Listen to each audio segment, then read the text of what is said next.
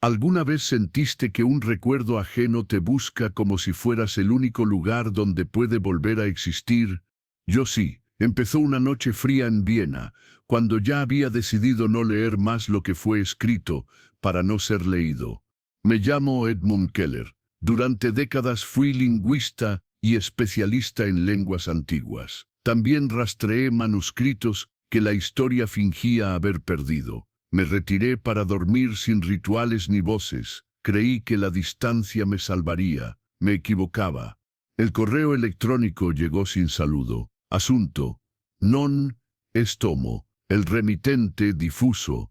La ruta derramada a propósito. Dentro, un archivo que respiraba como una caja cerrada. Lo abrí con tics, que juré abandonar una libreta al lado, una lámpara baja, una taza de café que olía a madera y a noche. Deslicé los ojos por su cerrojo de signos y reconocí las viejas trampas, sustituciones latinas con fonética torcida hacia el griego, salmos doblados sobre números que no diré, y una letanía que aprendí en Roma cuando era joven y necio. El archivo se rindió con un susurro. Era una carta fechada en 1799. La firmaba alguien que se nombraba L. Shore, o quizá Luxor, rasgado por el tiempo. Contaba, con un pulso tenue, que durante una campaña de Napoleón Bonaparte en Luxor se abrió por accidente una tumba no egipcia. La escritura no pertenecía a dioses conocidos. Orden de cierre inmediato. Orden de Roma, no del cónsul ni del ejército. Al final, un anexo me clavó en la silla, coordenadas recientes, con una nota breve y cruel, fechada en 2023. Se reabrió. Por la noche no canta nadie, pero algo recuerda. No debía ir. Fui. Volé a El Cairo con la discreción aprendida a golpes. Me esperaba un nombre escrito a mano en un papel doblado. Amir. Lo reconocí por el gesto de quien mira la arena como si leyera. Delgado, manos pacientes, ojos acostumbrados a distinguir verdad de sedimento. No es un lugar para curiosos, dijo mientras la camioneta nos alejaba de la ciudad, y el Nilo era una cinta oscura. Y menos esta semana. ¿Qué tiene esta semana?, pregunté. La noche, respondió. Se volvió fría sin permiso. Hay niebla sin río. Supe que hablaba en serio por el modo en que apretó el volante. No insistí. Guardé el papel con el nombre de Amir en el bolsillo, como si fuera una contraseña viva. Llegamos a Luxor cuando el sol ya se había ido. La excavación era humilde, lonas tensadas, un generador que olía a metal caliente, cuadernos con notas en árabe, y entre ellas, frases latinas fuera de lugar, como un rezo mal escondido. Amir me ofreció té y un silencio respetuoso. Descendimos por un pasillo de tierra húmeda.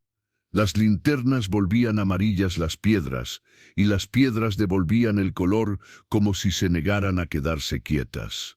La cámara principal estaba al fondo. Las paredes tenían relieves donde los ojos de figuras humanas aparecían tachados con líneas finas, no del todo egipcias, pero tampoco extrañas. Una imitación, o un espejo, escritura que imitaba a otra escritura. Lo sagrado vestido de parodia.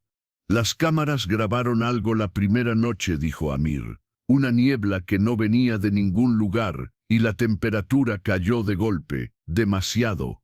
¿Cuánto es demasiado? Más de lo aceptable para que la piel no duela, respondió.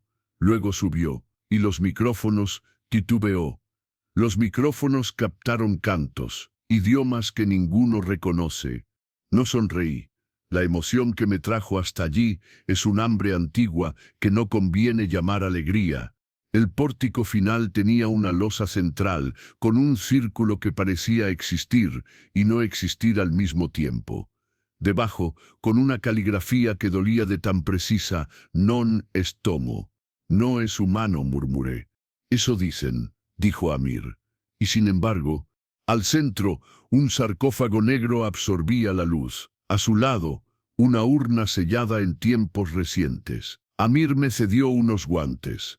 Rompí el sello con cuidado. Dentro, un manojo de páginas atadas con cordel. La textura era blanda, casi cálida, como piel que no olvida. En la primera hoja, el título titubeó ante mis ojos. Leí de Luxor, luego L. Shore, luego nada, y al fin una frase que se clavó con ternura cruel. El que cayó no olvida, él recuerda, él sueña. No parpadeé a tiempo. El texto parecía acomodarse a mi respiración. Amir me miró. ¿Lo vio? Vi letras. Me callé. Vi memoria moviéndose. Las cámaras captan cambios en la luz, no en la tinta, dijo. Como si lo escrito no se moviera, pero el recuerdo de lo escrito sí. Abrí otra página. Leí en voz baja. Nombres de caída. Asael, ecos de Azazel, y otros que solo eran huecos donde un nombre había estado. No hablaban de deseo ni de soberbia, sino de una curiosidad que oraba lo prohibido. También había listas de sonidos imposibles, y aún así mi lengua los repitió con obediencia. Grabé sin darme cuenta. Las cámaras parpadearon en rojo. El generador rezongó. A medianoche, el aire cambió. Se volvió más pesado, después más frío. La piel avisó antes que la mente. Amir se frotó los brazos. Ahora, dijo, es cuando baja. El frío cayó como una puerta. Mi aliento fue una nube pálida. Entonces la vi, una niebla de recuerdo.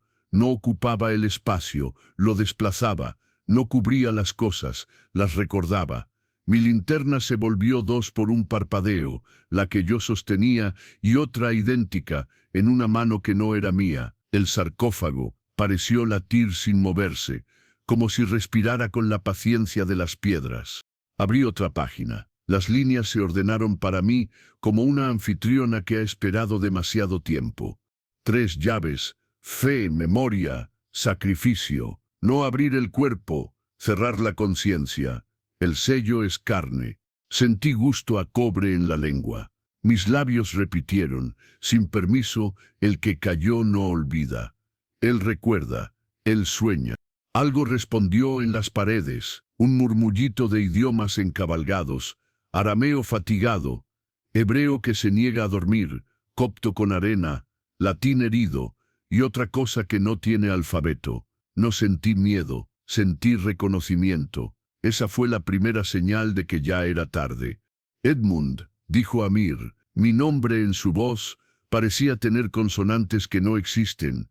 No toque el sarcófago.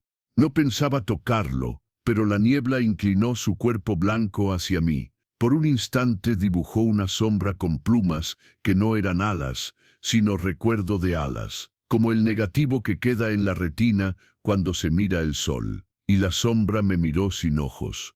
Tragué polvo antiguo y olor a hierro de micrófonos gastados. Un escalofrío me subió por la espalda con paciencia de hiedra. Entonces la escuché en la lengua, no en el oído, unas sílabas que no son palabra y sin embargo empujan para serlo. Un nombre sin nombre. La tumba no guardaba un cuerpo, guardaba una posibilidad, guardaba una conciencia. No lo pronuncie, dijo Amir sin mirarme. No lo hice, pero lo recordé, y recordarlo fue abrir una puerta que no sabía que llevaba conmigo. Las cámaras hicieron un clic pequeñísimo, como un párpado al borde del llanto. El frío dio otro paso. El sarcófago, que hasta entonces había sido piedra perfecta, dejó escapar un gemido seco, un crujido como de memoria comprimida. En el borde, entre la frase non estomo y la junta de la losa, se dibujó una fisura delgada, apenas un cabello. Por ella empezó a salir una bruma que olía a papel antiguo, a pluma de ave, a biblioteca que sueña despierta. El manuscrito en mis manos respondió. La tinta se humedeció como si alguien escribiera desde dentro de la página, y escribió mi nombre completo, Edmund Keller, debajo, con pulso idéntico al de la primera frase. El que cayó, no olvida. Él recuerda, él sueña. La fisura del sarcófago se ensancha con un chasquido, y desde dentro las sílabas del nombre prohibido comienzan a pronunciarse, rozando el aire como si buscaran mi boca para completarse.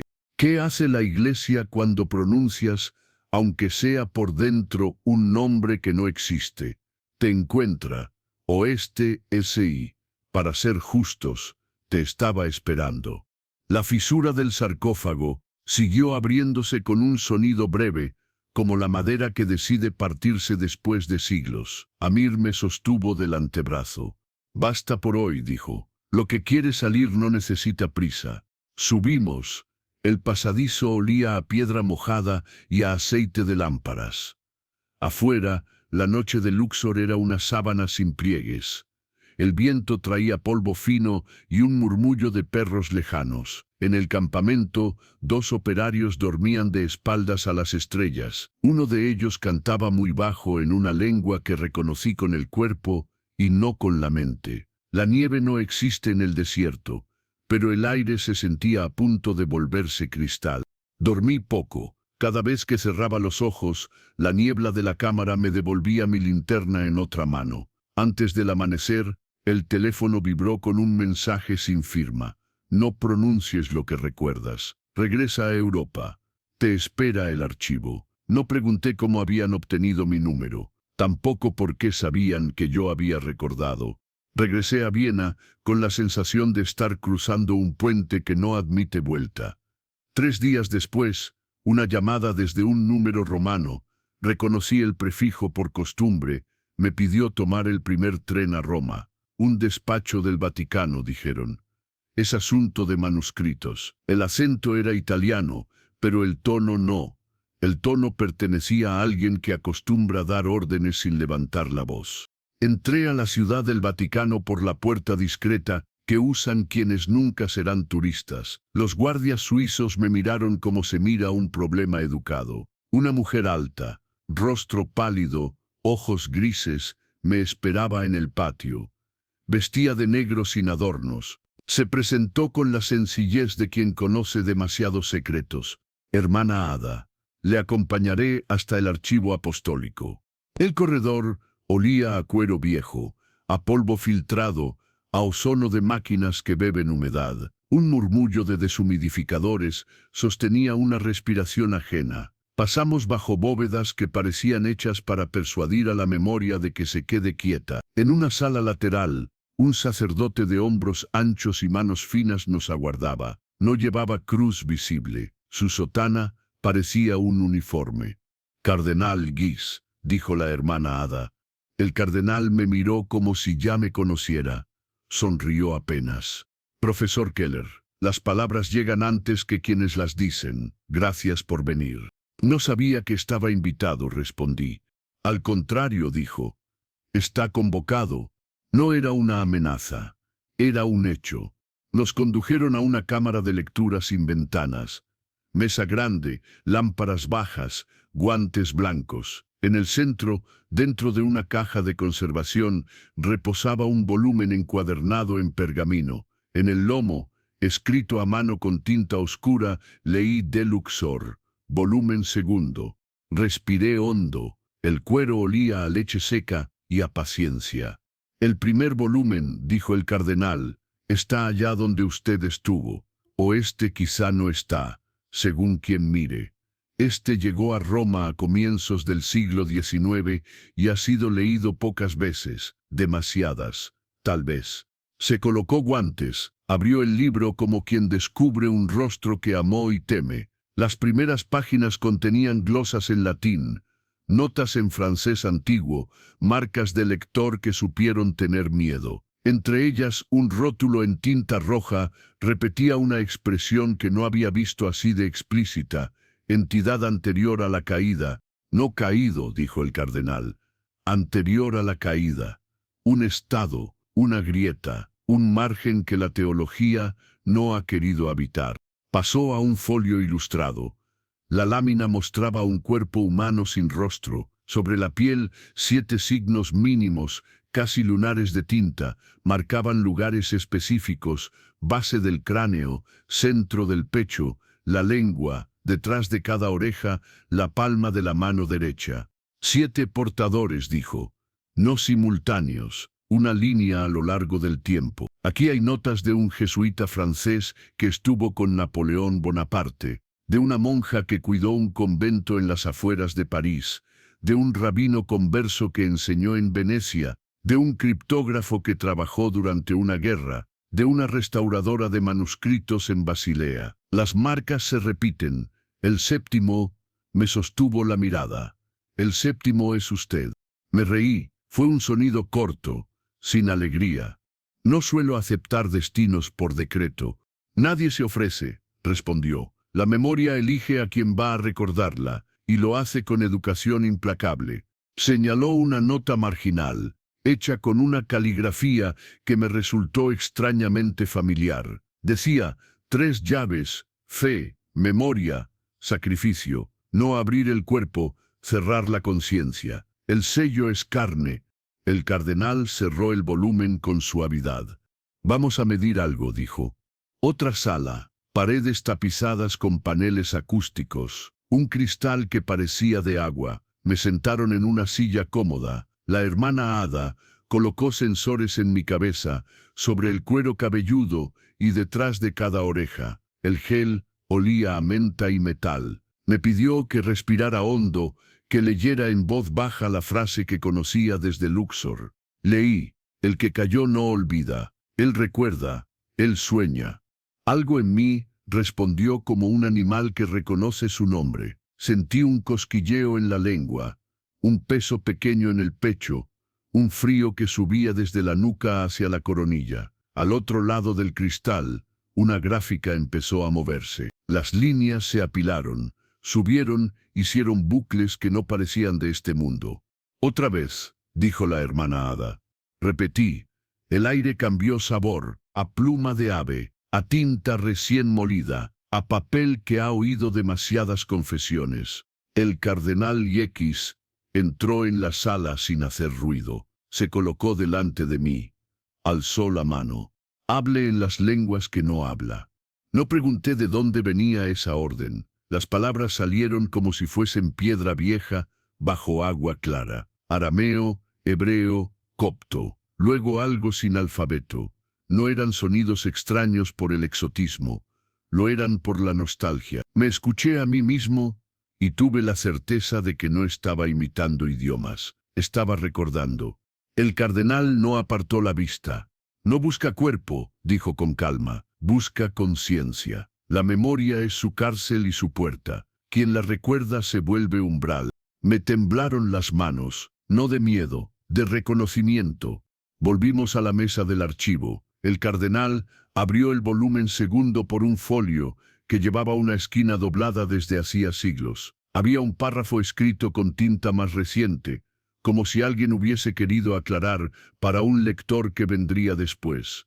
Decía, cuando el séptimo portador recuerde, el tercer sello podrá mostrarse en la ciudad donde se pronuncian promesas contra piedra. Bajo ella, en vasija sin nombre, duerme la llave de memoria. Jerusalén, dije sin pensar. La ciudad donde las palabras pesan, confirmó. Allí le esperará un guía, se llama Elía. La hermana Ada colocó junto al volumen una cajita de madera con una cruz discreta tallada en la tapa. La abrió. Dentro, una pequeña medalla de metal oscuro y una banda de lino blanco. No es protección, dijo. Es disciplina. Algo a lo que aferrarse cuando la memoria intente usarle. El cardenal se inclinó hacia mí. Profesor Keller, no lea al dormir. No recite al beber agua. No permita que nadie pronuncie su nombre en voz alta 3 veces seguidas. Son reglas pobres, pero ayudan a que el umbral no se ensanche sin permiso. Asentí. Me pesaba la nuca. Llevé la mano al borde del cabello. La piel estaba más fría que el resto. Sentí, bajo los dedos, un relieve mínimo, como una luna de tinta seca. ¿Desde cuándo?, pregunté en voz baja. Desde Luxor, dijo la hermana Ada. Oeste desde antes. A veces el sello llega antes que la llamada. El cardenal cerró el volumen con la misma delicadeza con la que se cierra un párpado. Vuelva mañana por la mañana, dijo. Viajaremos de noche. Hay lugares donde la luz del día hace preguntas que no conviene responder. Me levanté. La sala parecía más pequeña. El aire olía más a tinta. Antes de salir, el cardenal me tendió una hoja en blanco. Mientras camina, no piense en el nombre, no lo piense. La memoria obedece a quien la mira. Tomé la hoja. Era un papel corriente. Sin embargo, al rozarlo con los dedos, sentí un pulso, muy tenue, como un corazón detrás de una pared. Ya en mi celda de huésped, a oscuras, doblé la hoja en 4. Al desdoblarla, sin tinta visible, apareció en relieve una frase que podía leerse solo con la yema de los dedos. El sello viaja contigo. Y bajo la nuca, el pequeño relieve ardió con un frío nuevo, como si algo desde muy lejos hubiera aprendido a pronunciar mi nombre. ¿Cuánto pesa una palabra cuando todos la dicen contra piedra para que no se caiga el mundo? Fui a Jerusalén a aprenderlo, aunque nadie me prometió que volvería con mi propia voz. Viajamos de noche. No recuerdo los sellos del pasaporte ni los anuncios del aeropuerto, solo la presión en las sienes cuando el avión descendía y el sabor metálico del aire reciclado. La hermana Ada me acompañó hasta la puerta de embarque y no cruzó la mirada conmigo al despedirse. En la palma me dejó la pequeña medalla y la banda de lino blanco. No es un talismán, dijo, es obediencia. Si el nombre empuja, apriete esto. La ciudad me recibió con un olor doble, piedra caliente que aún guarda el día y diésel que no se disculpa. En el coche, un hombre esperaba al volante. Tenía manos de músico y postura de soldado retirado. Cuando dijo mi nombre, lo pronunció con cuidado de cirujano. Eliab se presentó. Yo no conduzco turistas. Yo no sé ser turista, respondí. No sonrió. El coche subió hacia la ciudad vieja por calles que parecían recordar cada paso que alguna vez recibieron. Pasamos junto a muros con hiedra, casas con aire de oración masticada, tiendas que aún olían a pan aunque estuvieran cerradas. En las murallas, las piedras grandes tenían una cicatriz en el medio, como si alguien las hubiera cosido hace siglos. Eliab aparcó en un lugar discreto. No hables si el aire te sabe a cobre, dijo al bajar. Y si escuchas tu voz en otro lugar, no respondas. Bajamos por un pasaje angosto. La humedad pegaba en la piel como un animal pequeño. Eliab abrió una puerta de metal con una llave sin dientes, vieja, quizás simbólica. Detrás había un corredor con luces mínimas y respiración de piedra. Avanzamos por los túneles del muro occidental, pero no el camino abierto al público. Tomamos giros con candados y placas sin rótulos. De vez en cuando, Eliab tocaba la pared con la palma, como quien verifica un pulso. Aquí, susurró, la gente pone la frente en la piedra y dice promesas trepadas a las palabras. La piedra escucha. Y a veces responde. Pasamos junto a un muro donde los huecos entre las piedras guardaban papelitos como nidos de pájaros. Una corriente de aire traía olor a cera derretida y a tela húmeda. Escuché rezos en voz baja del otro lado de muros que ya no separan, sino que esconden. El corredor se estrechó. El techo bajaba como si quisiera oír mejor. Pensé en las 3 llaves: fe, memoria, sacrificio. Intenté no pensar en el nombre. El borde de mi nuca ardió con un frío exacto. Apreté la banda de lino con los dedos.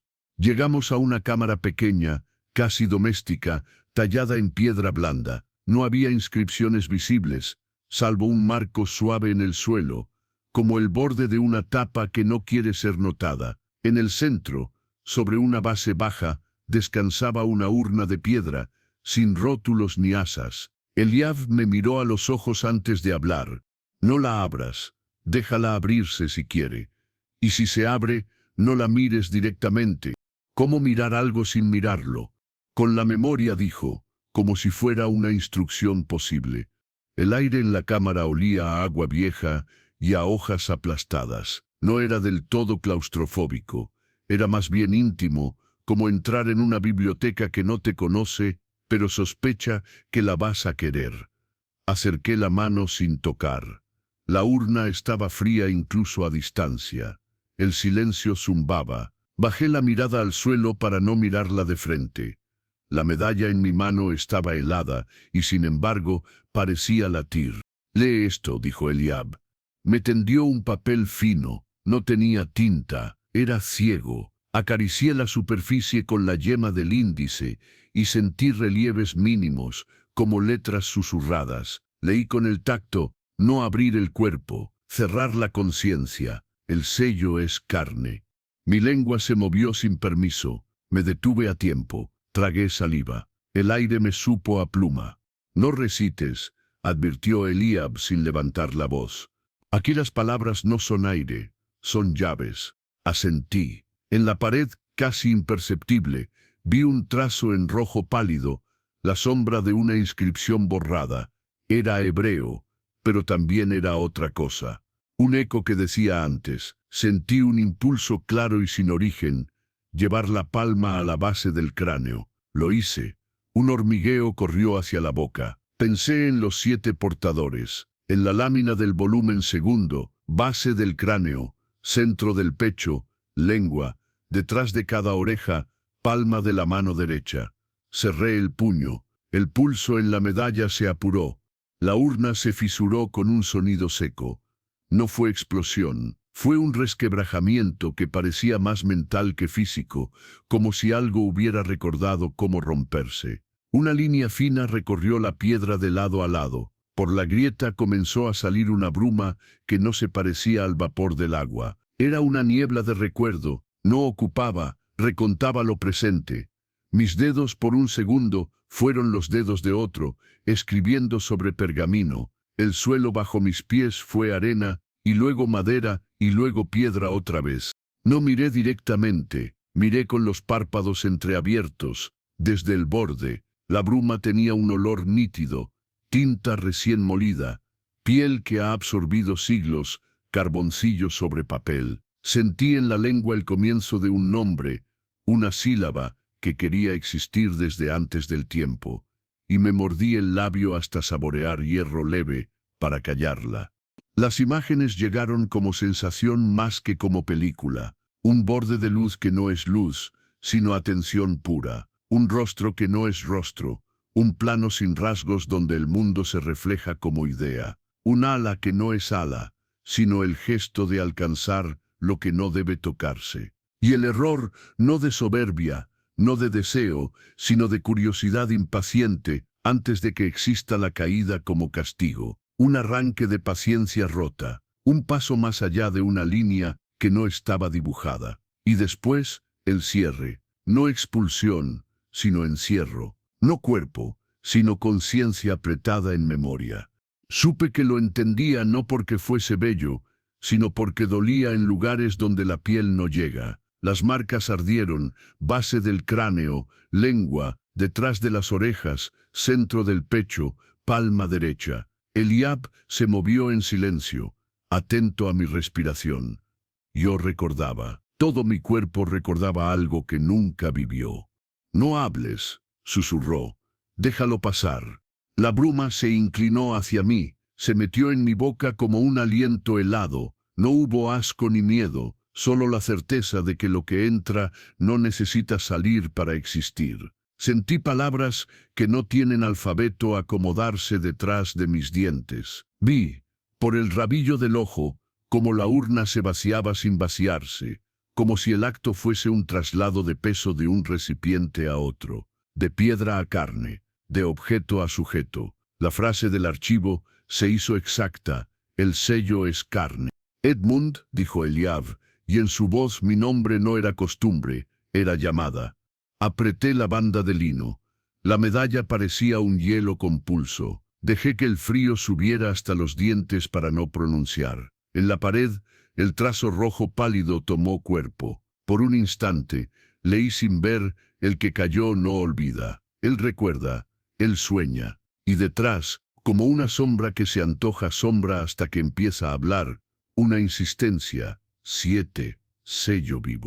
Un temblor mínimo recorrió la cámara. No era terremoto, era el tipo de vibración que hace una biblioteca cuando alguien toma un libro que no debía. Eliab apretó los labios, tenía los ojos húmedos. ¿Qué ves?, preguntó. No veo, dije. Recuerdo.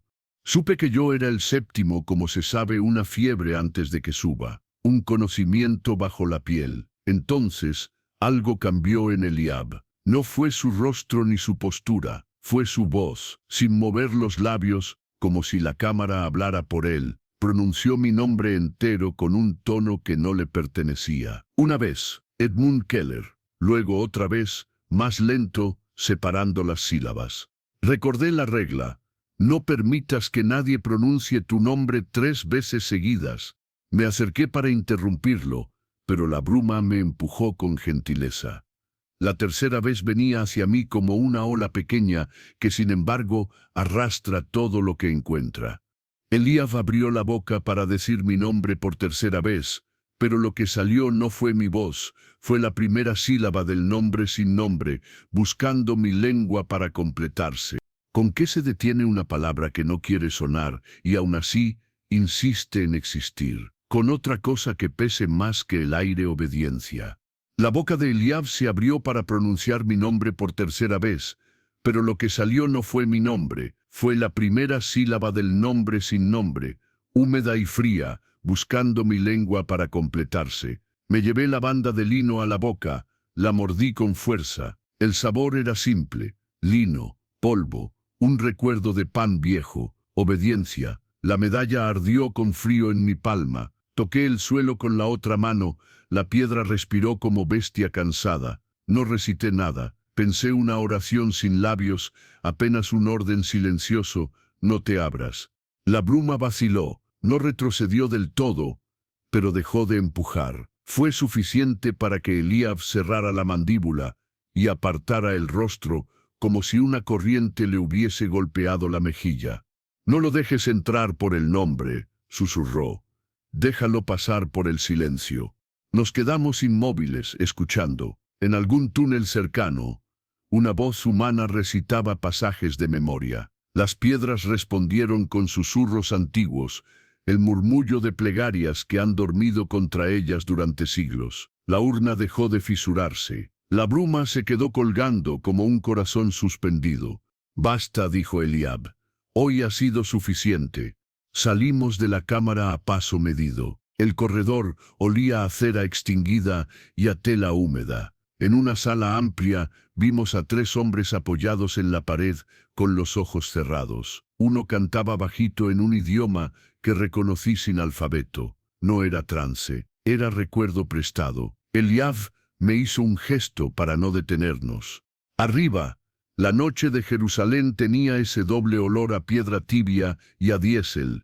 El aire vibraba con el zumbido de luces eléctricas y con el cansancio de quienes rezan hasta que el cuerpo se vuelve rezo. Eliab condujo sin hablar. En el horizonte, el monte de los olivos parecía una página abierta. En la pensión, el dueño me dio la llave sin mirarme. La madera del cuarto crujía como un libro mal guardado. Me senté en la cama y abrí la mano. La medalla había dejado una marca redonda y pálida en la piel. Debajo del cabello, en la nuca, el relieve ardía con frío. Pensé en la lámina del volumen segundo. 7 marcas, 7 portadores, sello vivo. Dormí a ratos. En los momentos de sombra, veía la niebla de recuerdo pasar por las calles, entrando y saliendo de las casas sin tocar nada, solo recordándolo todo. A medianoche, una notificación en el teléfono, un número desconocido. No pronuncies nada antes de beber agua. Podría haber sido broma, o un consejo exacto. Fui al baño, abrí la llave, dejé correr el agua hasta que olió a metal limpio. Bebí en silencio. Al amanecer, Eliab me recogió con puntualidad de oficio. Regresamos, dijo. Roma quiere medir lo que trajo contigo. ¿Qué traje? 1 peso, respondió. La piedra lo ha notado. El vuelo fue discreto. Un niño dormido en la fila de atrás comenzó a tararear un tema sin melodía. Reconocí una cadencia que había leído en glosas coptas. No era peligrosa. Era una semilla. Cerré los ojos y no conté el ritmo. A mitad de trayecto, el aire del avión se volvió más frío durante unos segundos. El plástico de los compartimentos chasqueó como dientes. Nadie gritó. Una azafata se frotó los brazos y siguió sirviendo café. Lo extraordinario, cuando se disfraza de cotidiano, pasa por correcto. En Roma, la hermana Ada me esperaba en la pista, como si supiera qué puerta abrir antes de que yo la viera. El trayecto hasta el archivo fue un pasillo de respiraciones medidas. Al entrar en la sala sin ventanas, el cardenal X estaba en pie, de negro, la sotana como un plomo. Profesor Keller dijo, lo que ha ocurrido bajo la ciudad no ha terminado bajo la ciudad. No pidió detalles, señaló la silla del laboratorio. Volvieron los sensores con gel de menta, las placas detrás de las orejas, el frío en la nuca. Me pidieron que respirara hondo. No recité, pensé la frase. Fue suficiente. Al otro lado del cristal, las líneas se apilaron. No parecían ondas habituales, eran patrones que se entrelazaban y se repetían con insistencia de salmo. Hable en la lengua que no conoce, ordenó la hermana Ada. Hablé. Lo que salió no tenía alfabeto, no era invento, era memoria que encontraba boca. El cardenal X no apartó la mirada. Sobre la mesa, un micrófono de cinta vibraba como si también escuchara con la piel.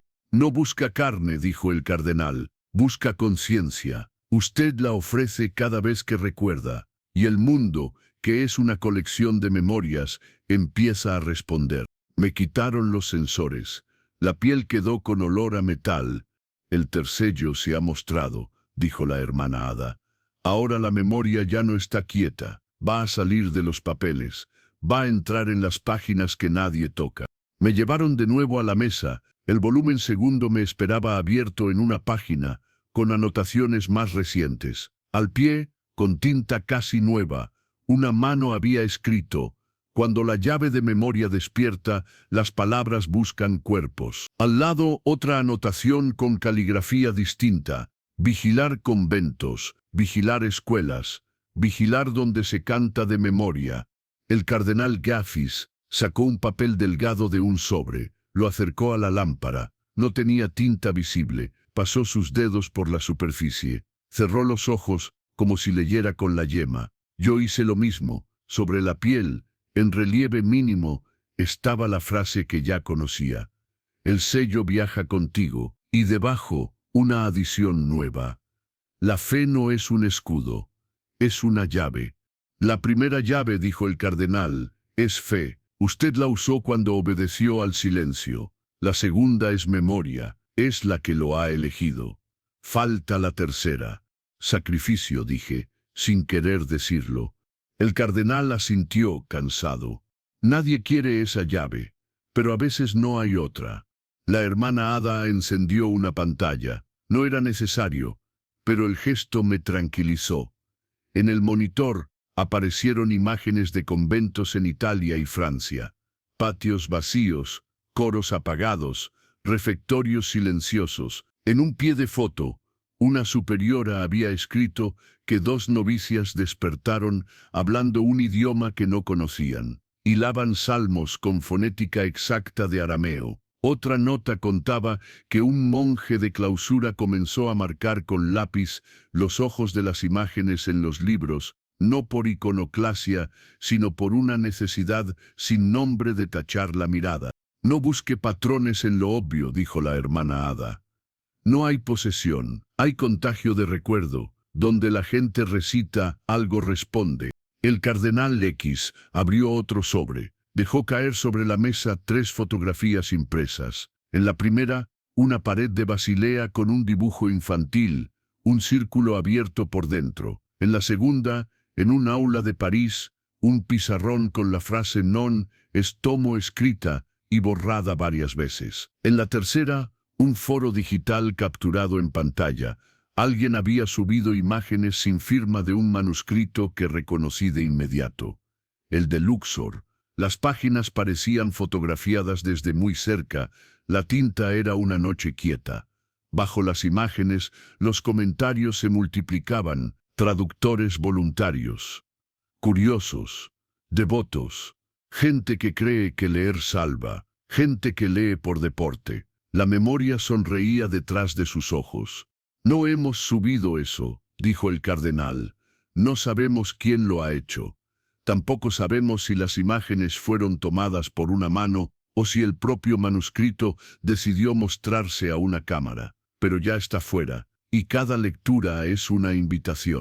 El aire en la sala se volvió espeso. El pergamino del volumen respiró, o así me pareció. Me miré las manos. La piel tenía la textura de una hoja usada muchas veces. El cardenal X habló con la calma de quien ha decidido algo. Para cerrar la puerta, dijo, no basta con fe y memoria. Hace falta sacrificio, no de sangre, de nombre. Debe salir de los lugares por donde se le puede encontrar. Debe morir sin morir. No entendí de inmediato. Quiere decir, continuó, que desde hoy el profesor Edmund Keller dejará de existir en los papeles. No habrá pasaportes, no habrá cuentas, no habrá correo. Si alguien pregunta, usted murió camino a Jerusalén. La memoria buscará a Edmund y no lo encontrará. Quizá eso nos compre tiempo. La sala tembló apenas, como si los estantes hubieran entendido. Un reloj sin números dejó de latir durante un segundo. En alguna parte, un archivista carraspeó. El aire olía a tinta y a piedra. Sentí un hueco en el pecho, pequeño y perfecto, del tamaño exacto de mi nombre. ¿Y yo?, pregunté, con la voz de alguien que ya empezó a irse. ¿Quién me queda si me quitan el nombre? El cardenal X no dijo nada. La hermana Ada me sostuvo la mirada con una piedad sin azúcar. El cardenal me tendió un sobre sellado sin remitente. Dentro, una tarjeta con una sola frase: el sacrificio se completa cuando pronuncias tu nombre por última vez. Y al fondo del pasillo, como si la memoria hubiese aprendido a caminar, escuché mi voz, desde otra sala, repitiendo en perfecto silencio: Edmund Keller. Edmund Keller. ¿Cuánto de nosotros es solo un nombre? Aprendí la respuesta cuando me lo quitaron para salvarme o para usarme mejor. El cardenal X habló con la serenidad de quien firma un armisticio que no cree. Me entregó un vaso de agua. Olía a vidrio limpio y a metal. La hermana Ada dejó sobre la mesa 3 documentos que parecían dormir. Desde este momento, dijo el cardenal, el profesor Edmund Keller ha dejado de existir. Un accidente de tráfico en la carretera hacia Jerusalén, un informe médico, un acta consular, lo imprescindible para que el mundo acepte lo que conviene. No discutí. La lengua se me pegó al paladar. Sentí un hueco exacto en el pecho, con la forma de mi nombre. La medalla en mi mano estaba fría como un principio. La banda de lino doblada en el bolsillo tenía olor a manos y a promesa. No es solo protección, añadió la hermana Ada, bajando la voz. Es sacrificio. El nombre es una puerta. Si quitamos la puerta, quizá el pasillo se confunda. Me llevaron a una residencia discreta en Trastevere, una casa antigua con paredes que olían a cal y a sopa. En el patio interior, una higuera dejaba caer sombras redondas sobre el suelo de piedra. El portero no me preguntó nada. Subimos por una escalera estrecha. La habitación tenía una mesa, una cama, una ventana hacia un tejado de tejas apagadas y un crucifijo pequeño. El silencio del lugar era honesto. No escriba, pidió la hermana Ada. No lea en voz alta. No responda si escucha su nombre. Alguien vendrá cada día con comida. Si necesita algo, toque la medalla 3 veces. No hable. Piense. Asentí. Ella me sostuvo la mirada con una dulzura que no era consuelo, era atención. Antes de irse, colocó sobre la mesa un sobre de papel. Dentro había una tarjeta sin tinta. La rocé con la yema del índice. Sentí el relieve de una frase. El que cayó no olvida, él recuerda, él sueña. El papel latió bajo los dedos, muy quedo. No era amenaza, era un recordatorio de que el mundo, a veces, respira por los papeles. Las primeras horas fueron mansas. El olor a café llegó desde una cocina lejana. Trabajadores discutían en el callejón, con acentos mezclados. Una radio en otra habitación contaba un partido de fútbol, con la fe de quien cree que el ruido protege. Me dormí unos minutos y soñé que mi linterna aún era 2, una en mi mano y otra en una mano sin dueño. Desperté con un golpe suave en la puerta. La hermana Ada había vuelto. Traía un viejo aparato de radio y una carpeta con recortes. Los dejó en la mesa y encendió la radio.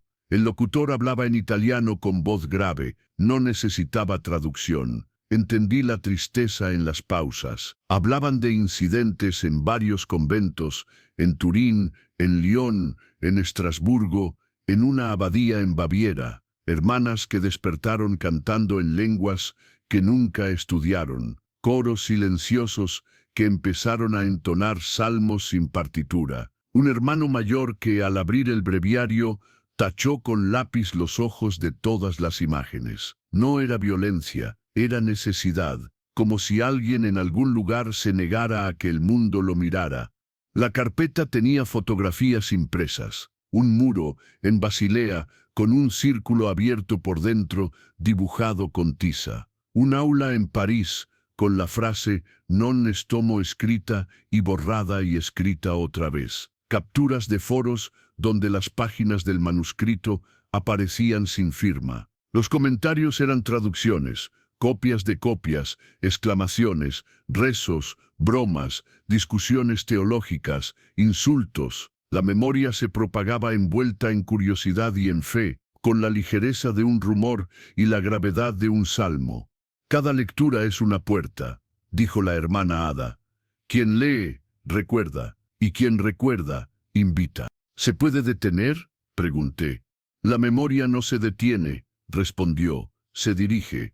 Por ahora, solo podemos pedir obediencia a quienes obedezcan. Apagó la radio. Quedó el zumbido del aparato como una mosca atrapada. Sobre la mesa dejó un pequeño cuaderno nuevo. Lo miré como se mira una tentación.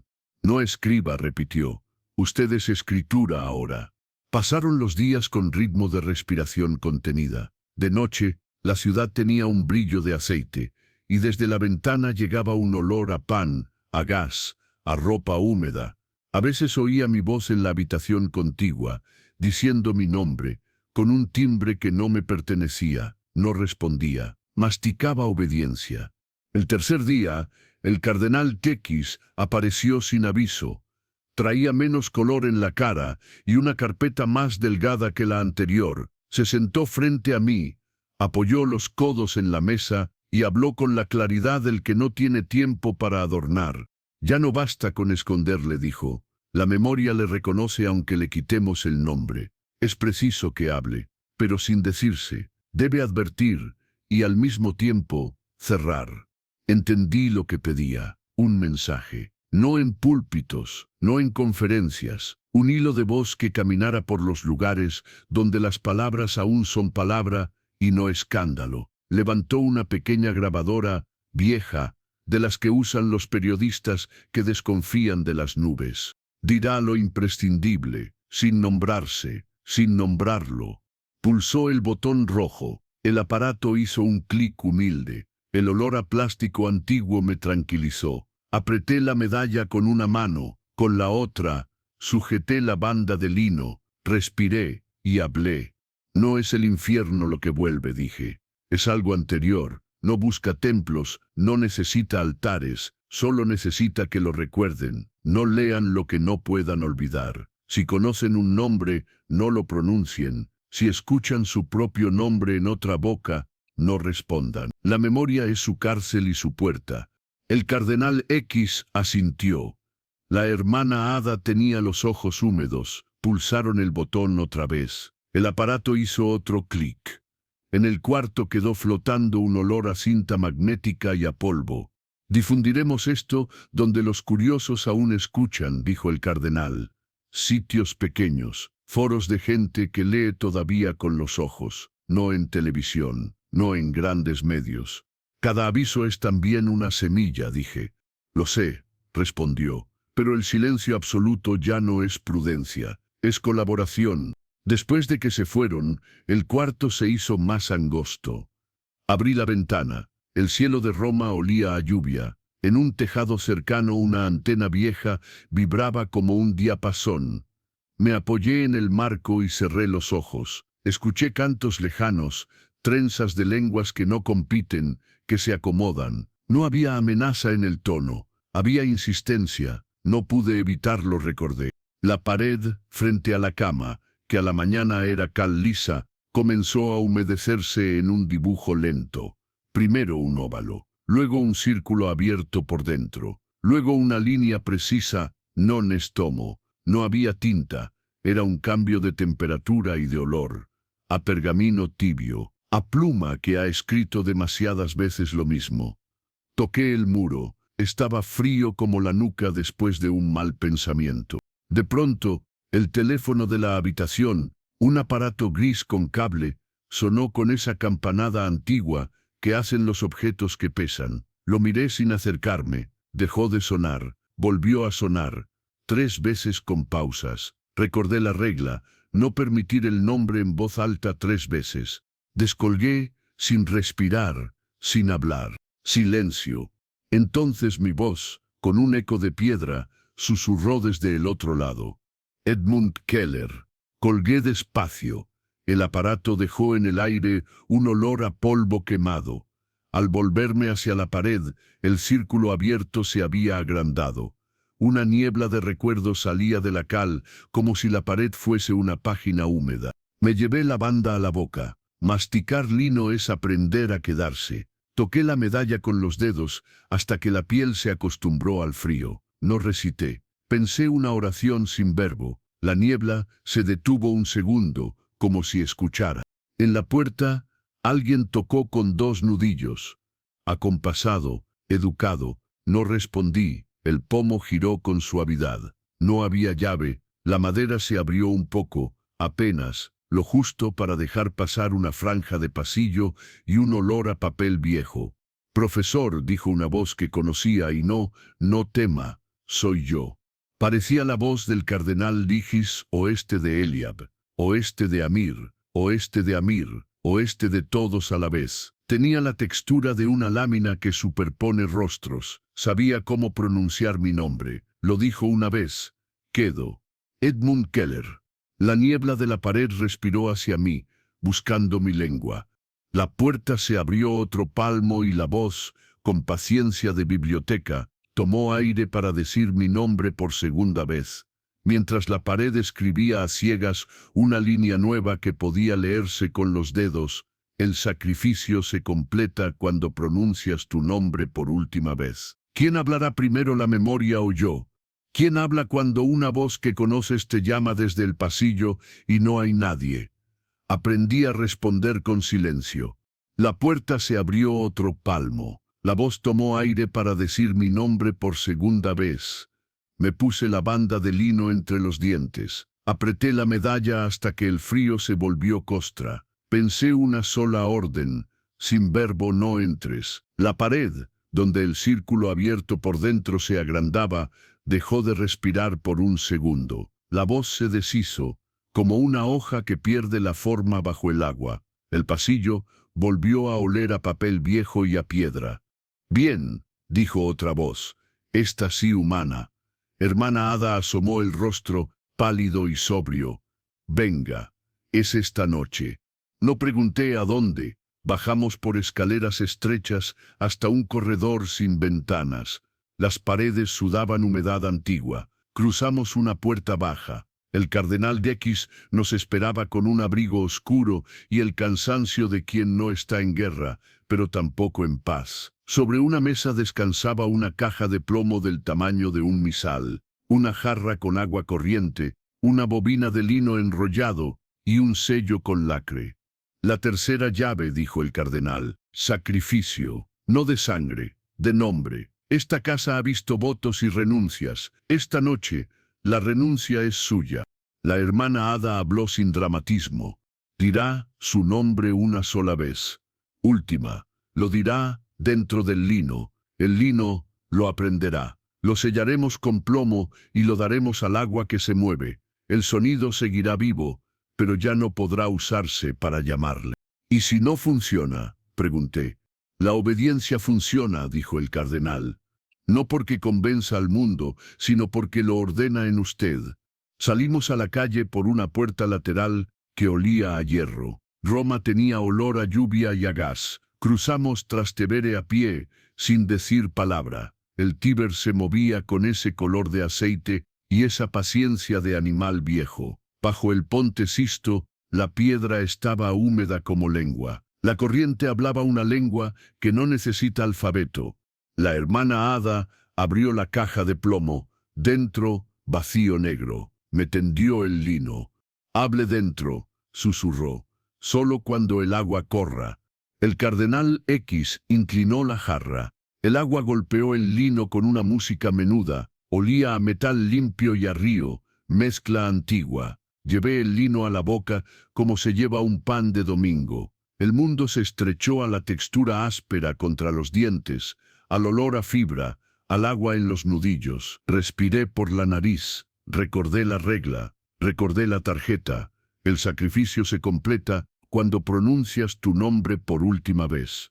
Entonces lo dije, una sola vez, nada más. Lo dije bajo y dentro. Sentí como la palabra salía de mí como un hilo y quedaba atrapada en la trama húmeda. La corriente se llevó algo de mi pecho, pequeño y exacto, y me dejó un hueco que no dolía. Era una forma que ya no estaba.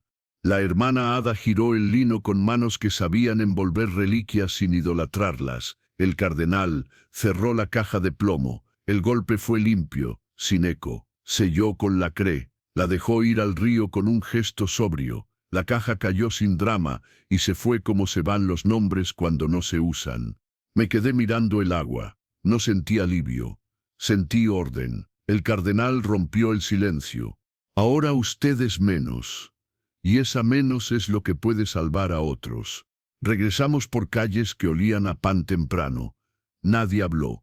En la entrada del archivo, hermana hada me detuvo con un gesto. Escuche, dijo. Desde algún piso alto, una radio vieja lanzaba un coro. No era italiano ni latín. Era una trenza de lenguas, copto, arameo, hebreo y algo anterior a la escritura. No había amenaza, había insistencia. La ciudad respondió con motores y pasos y risas, y aún así la trenza encontró huecos por donde entrar. Entendí que el mundo es un conjunto de poros. La memoria respira por ahí. En la sala sin ventanas, el volumen segundo nos esperaba abierto. El cardenal X no se sentó. El manuscrito ya está afuera, dijo. Aparece en foros de estudiantes en París, en grupos de canto en Estrasburgo, en listas de correo de lingüistas en Zúrich. A nadie le pedimos que lo leyera. A todos, de algún modo se lo ofrecieron. Cada lectura es una invitación. Y sin embargo, no podemos quemar lo que ya está en memoria. No lo quemen, dije. Denle reglas. La obediencia pesa. La hermana hada colocó sobre la mesa una pequeña grabadora, más pequeña que la anterior. Hable una vez, pidió. Diga lo que deba decir y luego calle. Pulsó el botón.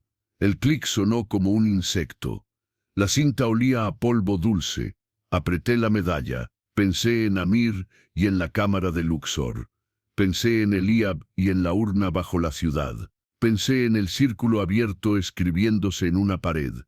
Y hablé, si esto te encuentra, no repitas lo que no puedas olvidar. No pronuncies nombres que se buscan a sí mismos. Si lo has soñado, no lo escribas. Si lo has leído, no lo compartas como si fuera un chiste. La memoria no es un juego, es una puerta. No es el infierno lo que vuelve.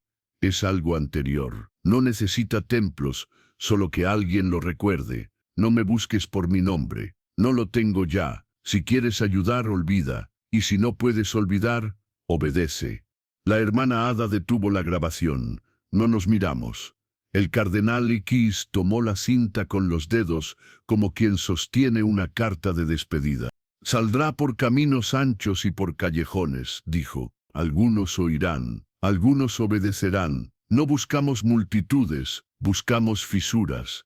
No volví a la habitación de Trastevere. Me dieron una celda sin crucifijo y sin espejo. Las paredes olían a cal nueva. Me dormí sin sueño y desperté sin nombre. Fuera. El mundo siguió moviéndose, estoico y ajeno. Al tercer día, la hermana hada entró con ojos rojos. Han muerto 2 hermanas en Lyon, dijo. No por violencia, por silencio. Se quedaron quietas hasta que el cuerpo olvidó respirar. Asentí con la cabeza. No lloré, no por dureza, por disciplina. El dolor, si se deja suelto, pronuncia nombres. Desde entonces no salgo. Camino por corredores que crujen con paciencia. Leo con los dedos papeles sin tinta. El círculo abierto aparece a veces en el yeso y lo toco hasta que se deshace en la temperatura de mi mano. Oigo mi voz en otra habitación, cada vez menos. A veces, como hoy, me dejan escribir con grafito sobre una hoja sin márgenes. Me piden que lo haga en primera persona, en confesión, para que quien lea entienda que no hay misterio, solo obediencia y memoria. Que la fe no es un escudo, sino una llave. Que la memoria no es un archivo, sino una puerta. Que el sacrificio no es una herida, sino la forma que deja el nombre cuando se va. No tengo nombre, tengo función. Soy sello vivo. Cuando el aire baja de golpe en una habitación y tu aliento se vuelve nube, cuando una pared escribe sola non estomo, cuando alguien que amas canta sin saber en una lengua que jamás estudió, no lo tomes como milagro ni como superstición. Es memoria buscándose. Entonces no pronuncies lo que recuerdes. No lo cultives, no lo pases. Obedece a tu silencio. Hazlo por ti. Hazlo por quienes ponen la frente en piedras que escuchan. Ahora voy a terminar. La hermana Ada me espera en la puerta. El cardenal Dickies quiere llevar esta hoja a donde la gente lee con los ojos, todavía. Tal vez llegue a Basilea, tal vez a París, tal vez a un foro donde alguien crea que traducir es un deporte. No puedo impedirlo. Solo puedo ordenar en mí lo que ya no se puede ordenar afuera. Si has llegado hasta aquí, hay algo que necesito pedirte. Es sencillo y es difícil. Olvida mi nombre, y si no lo sabes, no lo busques. Lo entregué al agua para que no vuelva. Si lo recuerdas, lo traes. Si lo traes, te mira. Y si te mira, empieza a soñar contigo. Este es mi cierre. No un final, solo un borde. La memoria seguirá buscando respiraderos. Tú eres uno, yo, otro. Donde alguien diga sí a la obediencia, habrá un portón que no se abre. Donde alguien pronuncie por curiosidad, habrá un umbral. El pasillo huele a tinta y a piedra. La hermana Ada toca 2 veces, suave. Me pregunta si estoy listo. Respondo sin voz. Abro la puerta. La luz se inclina. Y en algún lugar, bajo el Ponte Sisto, una caja de plomo sigue bajando por el río, llevando dentro una palabra que ya no sirve para llamarme. Si al leerme escuchas unas sílabas que no puedes olvidar, no la repitas, no la des. Déjala soñar sola lejos de tu boca. Ese será tu sacrificio. Y quizá tu fe.